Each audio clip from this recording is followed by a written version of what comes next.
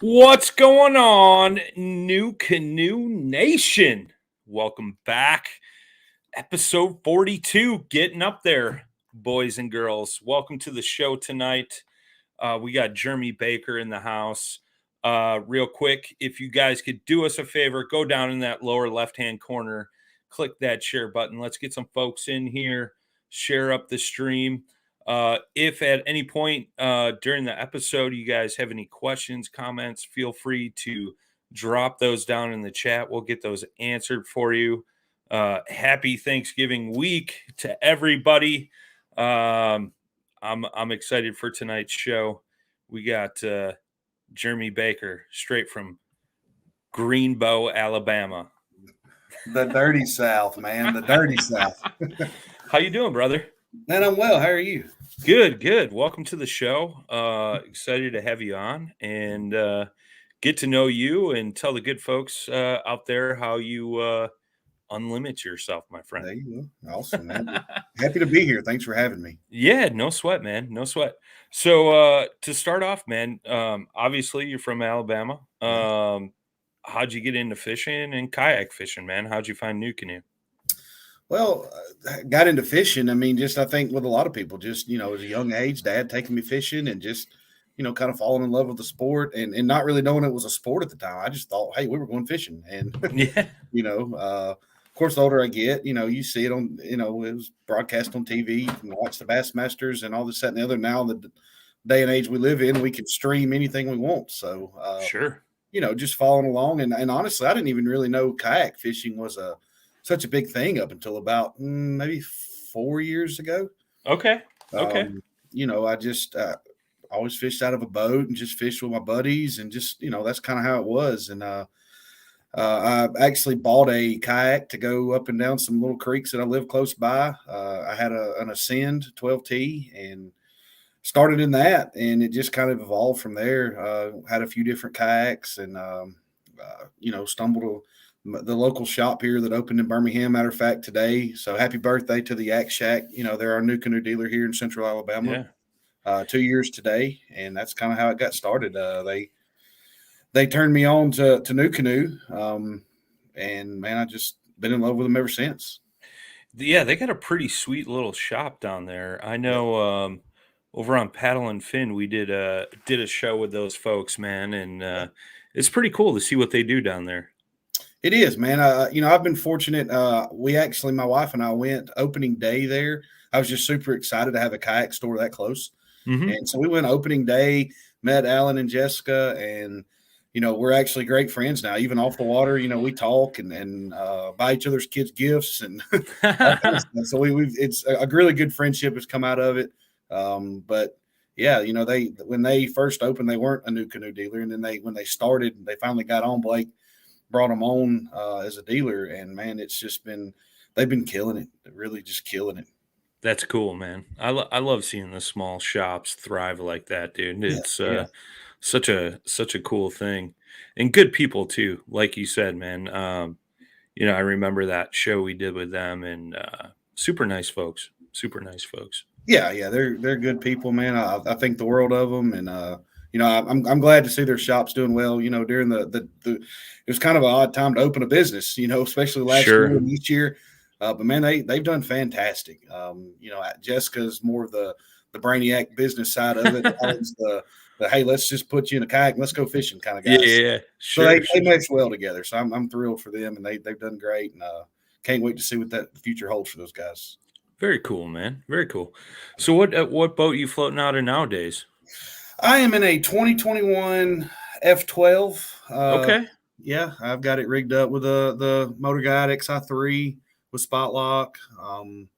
And that thing that's a workhorse, man. I've put that thing in so many places. And it's never let me down. It's stayed upright, and it has done everything I've ever wanted it to, and then some. Very cool, man. What do you think your favorite feature of that motor is? Is it the actual spot lock feature? Is it, like the heading, being able to float down creek and then get back up, or vice versa, things like that?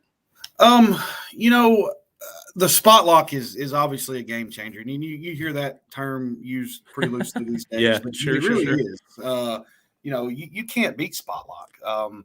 But I think probably my favorite is just it's so intuitive to the people. It's simple to use, and you're not really take a lot of time to learn it. Um, you know, you can go as far and as fast as you want to go, really. I mean, 4.5 miles an hour in a kayak is moving pretty good. Yeah. Um, and it just, the ease of access, it comes off and on so easily. So, I mean, there's just so many things. Motor guiding, when they put that setup together, they did it right, man. They really did. Yeah, it's pretty slick, man, especially like you're talking about taking it on and off, when you're traveling to and from locations, just being able to pop that motor off and not, bouncing around on the front of the boat is huge, huge. Like you said, it's super easy too. It's what, one clip, right? Yeah, I mean, just pop the bar out, and it's make sure you unplug it first, and then Yeah. it's done. And then of course, New Canoe, they come up with the whole wiring kit that you can get straight from them, and it's just a one stop shop. It works great. I do a lot of wiring up for the Yak Shack. I do a lot of their Okay. boats for them, and so Alan was over here. I posted some pictures the other day on my page. Alan brought a few boats over to my house, and we sat out there in the driveway and put had an unlimited and an F12, put motor guides on them, and off they went to their customers. And from all accounts I've heard, they're happy as a lark. That's awesome, man. Yeah, I do the same thing for our local shop. Anytime they need something done wiring wise, they're like, "Hey, can you come in?" And I was like, "Yeah, sure."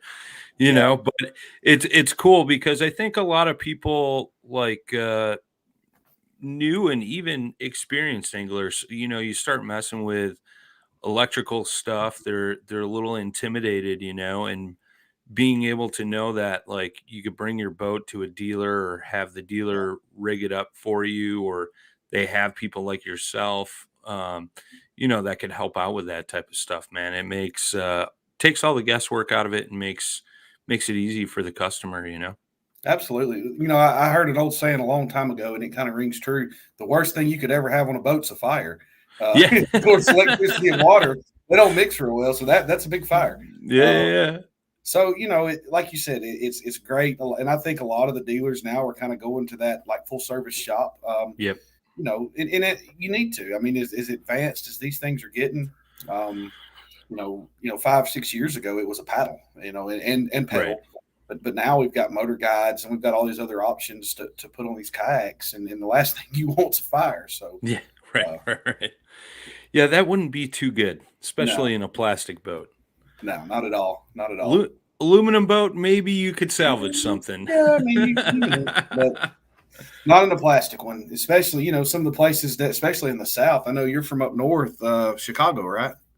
Outside of Chicago, I try not Okay. to associate myself with Chicago, but I'm closer to Wisconsin than I am Okay. Chicago. So, I got you. Well, down south we have these things called alligators, and yep, they're as yep. big as the kayaks sometimes. So you definitely don't want something catching on fire with an alligator nearby. That's exactly why I don't fish down south. Is Man, alligators, snakes, and spiders. I don't do. I mean, there's yeah. stories. But look, I've witnessed some crazy things with alligators, with other people in kayaks, and fortunately, I haven't been a part of them. But there's always that chance. So, but Yeah, I don't know, man. I don't know. That makes me nervous just thinking about it. it's not fun. I mean, it's an intimidating thing. But that goes, anytime you're in the water with something that's as big as your boat, it's Yeah. intimidating. So Well, and most of the time, right? Like, a lot of times they don't bug you unless it's like mating season or something like that, right? yeah, I actually, yeah, I mean, and they have some telltale signs. I had the pleasure. I mean, I'm a blessed man. I live in the southeast where it's just like big bass everywhere, Yeah. and so you can go to Tennessee and you can go to Florida and of course Alabama too, and there's gators in all those waters. And a lot of times, 99% of the time, they're not going to mess with you. They're not going to mess with you at all. But if you do, get close enough to one, they'll let you know before they kind of they'll raise up out of the water, might hiss at you a little bit, but Right on. They're not going to mess with you too bad. Mike Archer's tuning in on YouTube. He said, "Thank goodness no gators in Oklahoma." I'll fish. I'll fish in Oklahoma. Yeah, I'm yeah. down. Look, I'll definitely go up to Oklahoma and fish. Yeah, I know the BASS kayak tournament series trail got released this week, yesterday, right? Yeah, Was it Monday? yesterday. Sure did. And they have a stop in Oklahoma as well. They do. They do. They Yeah, got, they're pretty much they I hate that they took lacrosse off of the schedule, man, because I didn't get to go this year. That's probably one of my bucket list places to go is lacrosse, and just the way things panned out this year, didn't have enough time to really get up there. sure. So I hate they took it off, but they did kind of sweep more into the southeast this year, Florida, and then of course Alabama again, and Oklahoma and Texas. They did put Fork back on there. So Fork, I had the chance to go there last year and fish, and man, that place, or this earlier this year actually, and that place that's an unreal. That's a magical place, man. Yeah, I remember talking to a couple guys, actually from your area. Jimmy Skinner was over Yeah, there, and yeah. he was like, "Dude, I will definitely come back here." Oh, absolutely, absolutely. I found probably the best breakfast I've ever eaten in my life. It was one of the marinas there, man. And actually, the morning after the tournament before we left, I took my wife. Actually, she travels with me some, and Okay. I took her to a place where a friend of ours took us a couple of days before, and we ate like kings. And I was just miserable the whole ride home. That's cool. That's cool. So you travel quite a bit for tournaments then. Are you like dedicated to fishing like bass, KBF, Hobie, kind of open to everything and that appeals to you or Yeah, obviously we're doing I hit the KFL pretty hot and heavy this year, which is sure. the team event thing. Yep. So I traveled a bit with it. I was really liking the bass stuff, just that places they were putting us on. Hmm. And of course, this year too, they've got another pretty good schedule coming out. So, bass, I didn't fish. I've actually never really fished Hobie events that much. I got this motor, man, and I just got spoiled. Yeah. I need to. I was actually talking to Alan at the Yak Shack day before yesterday about going ahead and doing my unlimited and getting my pedals, my pivot drive. Pivot drive. Yeah. Okay. So, uh, you know, here it is, the holidays. So we're going to wait and see how much money Mama spends. But that's the plan is to have the motor on the Frontier and then the unlimited with the pivot drive and swap between the two for different events. But yeah, I do like the way the Hobies are. So, and they're going to swing down south again this year. So I'm going to try to make a couple of those, a couple of bass. Of course, the KFL. I'm going to do the KFL again this year, and then my Okay. club stuff.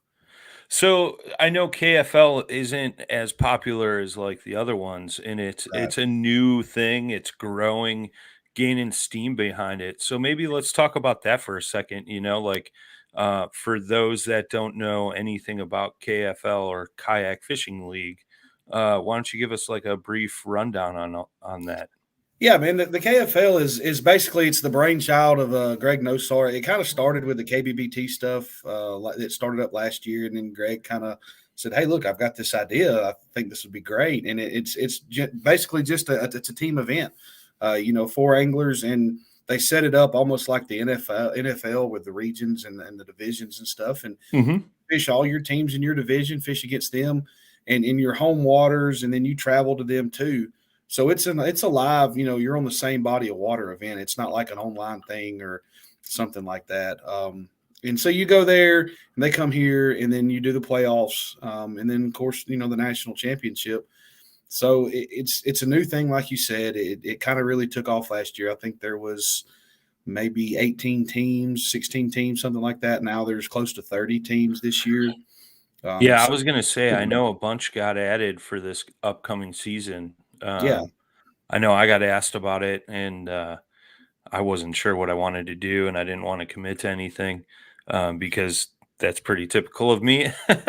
But yeah, it's kind of cool, man. I like the format. I like the layout. I think, like you said, it gained a lot of steam last season, yeah, yeah, and it's cool to see where it's going and it is. what the future has in hold for it. It's it's like anything, new kayak anglers like to be like, I don't know, Yeah, but it's it, everybody. Yeah, everybody's it last minute in the kayak world. yeah, right, and it's cool. I watched a lot of what entailed this past season, and it was pretty cool to see it, gain some steam, and it's really gaining traction, and it was really cool to see. I know I was talking to Matt Lintzman, Yeah, another new canoe member yeah, up in Michigan, and he's like, man, they're gaining all these teams, divisions are growing, and it should be a really, really good season. So I'm excited to see what all goes down this upcoming season with you guys, man. It should be pretty cool. yeah. I think it's going to be good. And Greg's actually we kind of got started the motion sports network app, so you'll be able to watch it on your Roku or on Amazon, Yep. like live during the tournament. You can watch it on your TV or your phone even. So he's putting a lot of effort into this, man, and that's something great to see. Mike, there's generally 4 fish at a time, but you can have as many as you really want. Like I think this year we're going to try to do it, have about 7 or 8 guys, so you don't have to travel to every event, because that gets expensive, especially if you don't have sponsors paying your way. You could sell out a pretty good bit of money to go. Yeah. 'Cause we go to Florida twice, the Carolinas. So it gets pretty expensive, and it's back to back to back to back. So there's no really off time. Yeah, so you got 4 guys fishing in the event, and then you got alternates to swap in between events, or Yeah. one guy could fish all of them, right? Yeah. I mean, you can fish Technically. as many as you want. And it's just really up to the team. Like, who's maybe if you're going to an area that's more like skinny water, and then you got some guys that just really aren't skinny water guys, they probably wouldn't go. But and that's kind of the general idea, is just put together a team that's just well rounded. Sure. And that's kind of what we went for last year. We're going to do again this year. Very cool, man. Very Yeah. cool. So with that being said, like what's your role? What's your strong suit? You the skinny water guy, you the big lake guy? Man, You look, last year I tried a lot of different things, and I fished a lot of stuff outside of my element, and some of it worked out, some of it didn't. I'll just be honest. I struggled. I'm not a deep guy at all. Like if you put okay. me on water that I've got to go fish deep, I'm probably going to stink it up pretty bad. I All love right. the grass. I love the wood, man. If I can throw a jig around wood, swim jig around some grass, that's me. That's what I Okay. do all day long. Other than that, man, just skinny water. I love fishing skinny water. I'm not going to say I'm one of the better ones at it, because we've got some guys that are obviously better at it than I am. They thrive in it. That's what they love to do. If I can find some main lake points with some grass and just different things like that's my happy place. Right on. Right on. So jig fisherman, what's your go-to jig? Man, I've got a couple. I love a PB&J jig, man. Like Okay. that's All right. structure jig, PB&J. Obviously, black and blue, is got to be up there too. But then I've got some kind of little dirty secrets about some jigs that I can't really Okay. spill out too much. But Okay. it's some pretty wild colors, and it's fun. And especially here in the South, they work pretty well. I've never really fished them up north. Never really Okay. fished up north, so I don't know if they work well up there or not. But Well, let's go. What manufacturer are you throwing? uh, Redline Lures makes 90% of my, well, they make all my jigs, and they make a lot of my hard baits that I throw. They're a local company here in Mississippi. And he's a spinner bait, buzz bait, and jig guy, and that's pretty much what he does. Jam up people. They were one of our sponsors last year. Ricky McKenzie, he does a phenomenal job, and he could make about anything you want. So I actually called him and talked to him for about an hour one night, telling him kind of what I wanted and what I was looking for, and he made me some up, sent them over, and they were perfect. So Very cool, man. Very yeah. cool. What kind of setup you throwing them on? Well, I it kind of depends. I'll throw 90% on braid. It depends on kind of Okay. water clarity. but I'm usually throwing them on an arc. Arc rods, about a 7.3 heavy, 7.6 heavy sometimes, depending on kind of where I'm at. With a pretty high speed reel, 8-to-1 is generally my go-to setup. And that's really just when I'm flipping a jig. I really want to be able to get them out of there pretty quick. Some guys prefer to torque them out. I like to just water ski them back to the boat. I'm the same way. So it's interesting, man. Like I've had that conversation several times with folks, like, as far as like what speed reel, and or I get asked that question, and I'm like 8.1 to 1, and they're like, Yeah. what? And I'm like, not a 7.3, and I'm like, no, man, like I pitch it in there, do its deed, and then I want to get it back and Yeah. flip it right back out there as fast as possible. Yeah. That's And the same here. people look at me like I'm goofy. Well, I mean, it's to each their own. I find it works better for me. Look, there's a billion different ways to catch a fish. So, if it works better for me, I'm gonna do it. And there's a lot of stuff that other people use that I just can't figure out. Like Sure. That's just part of it.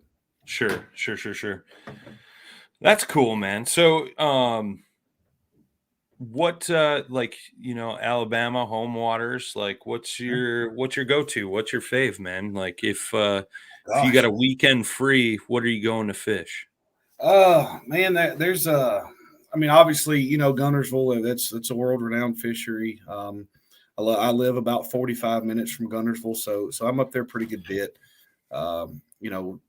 Smith Lake, I'll go there if I have to. I'm not crazy about it, but Why does everybody say that about Smith Lake? I've never been there, but it's like a lot of guys down south, they're always like, if I gotta go, I'll go, yeah, you know? Smith Lake it's look, in the summertime, you're going to probably get run over by more boats than you are going to catch fish. Yeah. It's just a busy. It's a super deep lake, man, and the fish, they move so much around there. It's just so many people in the water at the same time. Like I said, I've been to Smith. I grew up on Smith. That's where we used to fish at as a kid. Okay. So I'm pretty familiar with it. It's such a big place, and there's not really a lot of you could go fish an area at Smith and just totally skunk. I mean, just totally just get killed, and then the next day go back to the same place and catch a 92-inch back. So, gotta love that. Yeah, it changes every day. So are you hitting the skinny water at all? You said you were pretty decent at it. Like you fishing mostly creeks, rivers. I do like the skinny water. I fish a lot. Kind of mouths of skinny water going back towards the skinny water. Okay.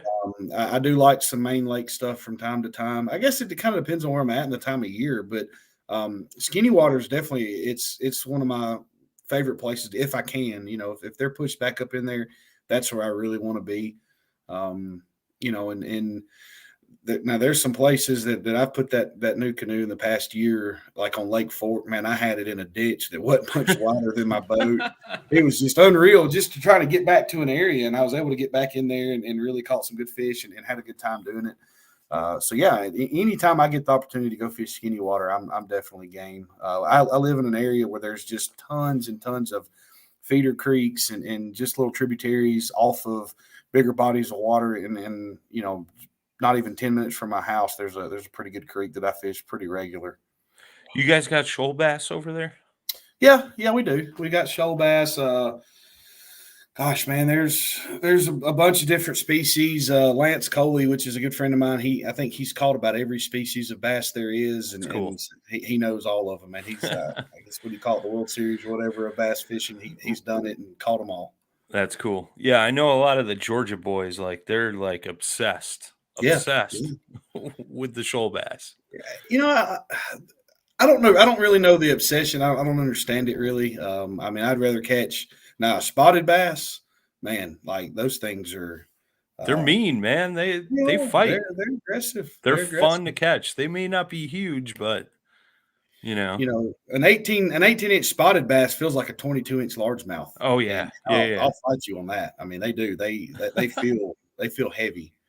So they're I've fun. never caught an 18. Like a lot of the spotted bass up here, they're pretty short, man. But fight like Yeah, I don't know, smallmouth. It's hard to beat the fight of a smallmouth, it but is. It is. spot would probably be second to that. Absolutely, absolutely. Spots a smallmouth. You got your Florida strains that I had the chance to go down to Fellsmere earlier this year, not too long, a couple months ago, and went down there and fished and caught some pretty good Florida strain largemouth. But the spots, man, they still don't compare to them spots at all. That's cool. That's cool. I'm gonna drill you with a couple questions before we finish up, man. Okay. You go out fishing, you can only take one new canoe accessory. What's it gonna be? Gosh, man. One new canoe accessory. I don't guess you're going to count a motor guide as an accessory, so I'm going to have to say a pivot drive. Pivot drive. Okay. All right. All right. I would have counted the motor guide. I would Okay, have well, counted that, but one or the all other. right. All One or right. the other. I dig it. I dig it. So I've been slacking on this and I apologize to everybody out there. I normally ask our guests, you get a Frontier 12, it's rigged up tandem. You can go fishing for a day with anyone dead or alive. Who's it going to be? Wow. Gosh, man. In the same boat. In the same boat all There's day. some people I don't want in the same boat with me. Oh man. I'm gonna have to say probably Gerald Swindle, man. I think Okay. that guy, he's a nut, and he's he lives in the same part of town I do, so I see him pretty regular Okay. at the That's gas cool. station sometimes, and we talk, and he's always got something to say about something, man. So I think Right. that would probably be a pretty funny trip to go on. That would be cool. That Yeah. would be cool. That's the first Gerald Swindle, I think, out of all the Okay. times I've asked that question. But dude, it'd be hard to beat that day on the water. Yeah, yeah. Like I you said, mean, he's always got something to say about something. yeah, I love the interviews he does, and man, I get tickled at him. And look, here's the thing: he's the same way off the water and just at the gas station that he is on front of camera. He's the exact same That's person. cool. That's Yeah, cool. Super genuine. Like I've yeah, I've yeah. heard that about him. Like he's very down to earth and very kind and very genuine. And he's the same no matter what, which No, is no cool. doubt, no doubt, no doubt. Very cool, man. Well, let the good folks know where they could follow you, like Instagram, Facebook. If you got a YouTube, man, shout that out. All that good stuff, brother. Yeah, man. Look, Juice Kayak Fishing is my Facebook page and Instagram.